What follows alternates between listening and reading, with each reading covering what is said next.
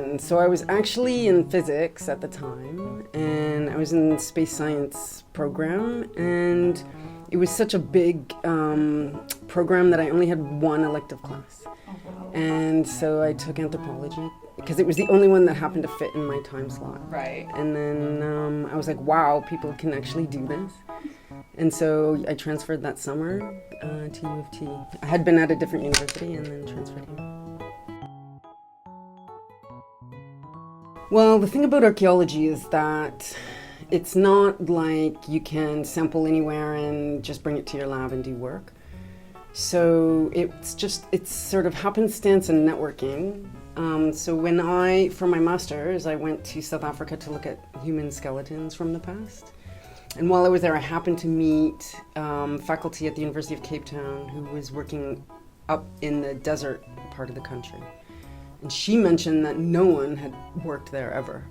And so I saw an opportunity where I could make my mark.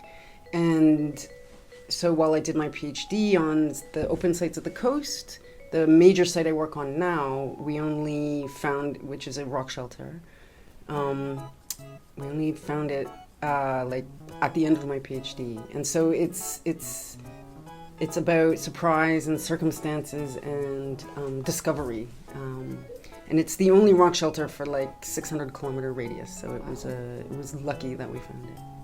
That's really impressive, actually. Well, I guess that I was originally going to be an astronaut and decided to become an archaeologist instead. Oh my God, no. Or I think I saw it once by accident and I was terrified, so I swiped away because I didn't want to know. Well, I suppose I guess we have two strange skills I've had to pick up. One, we work in the desert, so we're quite remote for like 5-6 weeks. So one year we built a pizza oven in the river. So we had to learn how to build a rock oven in the riverbed. So that's one skill I can take places. Another was that one of the crew had a big thorn stuck in her forehead. And so we actually had to nap stone tools out of the quartz that was there and use that to cut it out of her forehead because we didn't have a scalpel, but we were able to use our knowledge of napping stone tools to create a really sharp equivalent to a scalpel and remove the thorn. And by the next day, there wasn't even a scar. The wound healed itself so perfectly that you couldn't even tell where it was.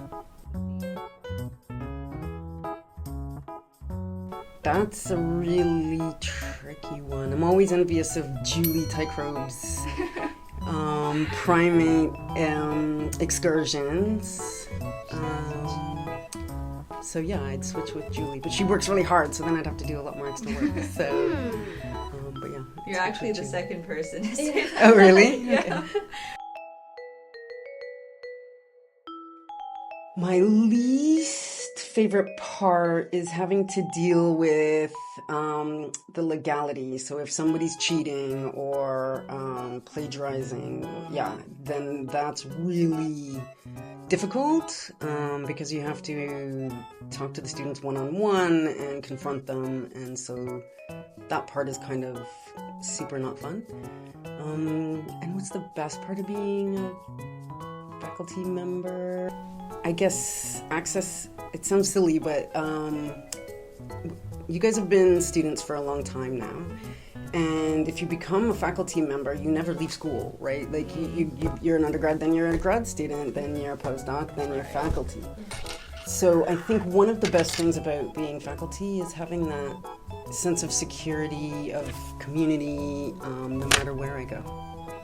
Yeah. So that's, as a grad student, that sense of security and family is important because you just don't know where you're going to end up. So being able to, and being able to live in Toronto, where I'm from, and be at U of T is a great privilege, and so that's the best part.